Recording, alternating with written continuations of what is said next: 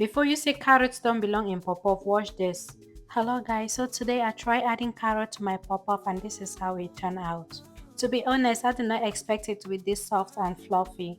Grab your chair and sit. Let me show you how I make this delicious carrot pop-off from start till finish. I start the recipe by peeling one large carrot. If you have small carrots, that's totally fine, just use two instead. This recipe will turn out very delicious. Cut your carrot into small chunks and blend it until smooth. If you don't have a blender at all, simply grate the carrot and pass it through a sieve.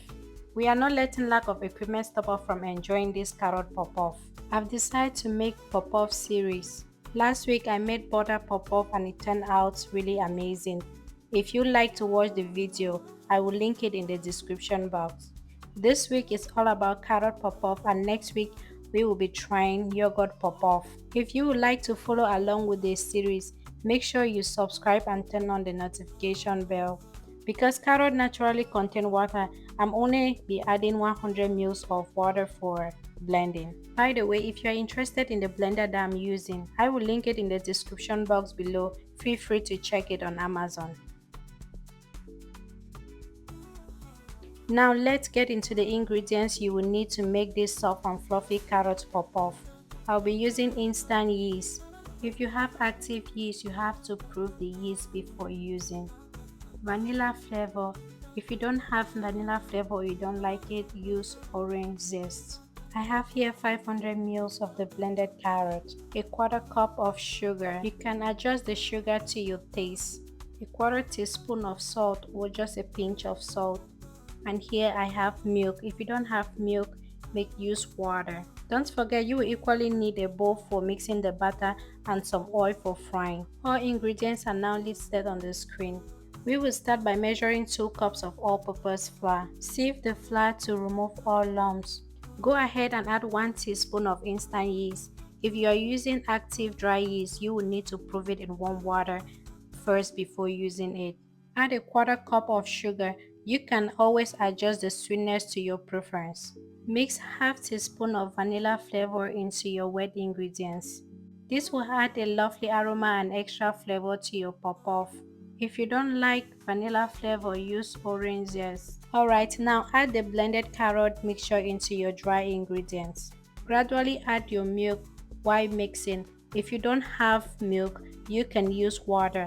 Add the liquid a little at a time and keep mixing until you get a smooth lump-free batter. Guys, be careful not to make your batter too soft. If it is too runny, your pop-off won't hold the shape properly when frying. Continue mixing until your batter is smooth and stretchy. When you lift it with a spoon, it should pull slightly before dropping back into the bowl. Look at the batter, it has a beautiful golden yellow color.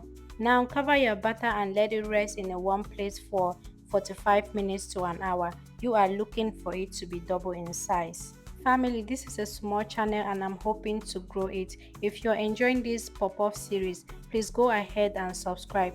It will really help and support this channel and I truly appreciate it. Thank you. I like to leave my butter in the oven to rise. Guys, I'm honestly so excited if you're enjoying this video so far. Let me know in the comment section. It's exactly 1 hour now. Let's check if the butter has doubled in size.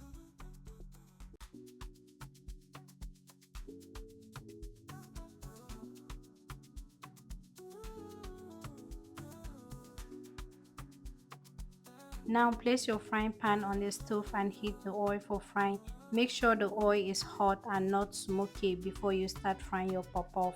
Guys, one thing I noticed about this carrot pop-off is that the batter isn't as stretchy as that of regular pop-off, so be a little careful when you add the liquid.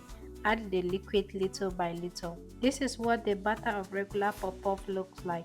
This is how I shape my pop-off. I scoop a little batter into my palm, then gently move it back and forth between my finger and thumb before dropping it into the oil. A quick way to taste your oil is with a skewer.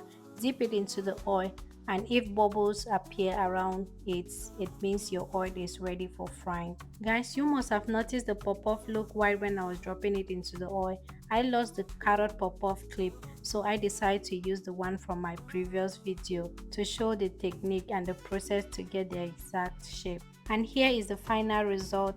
I'm honestly amazed on how the carrot pop-off turned out. It came out soft, fluffy and absolutely delicious. My family really enjoy it and I hope you give a try to this recipe.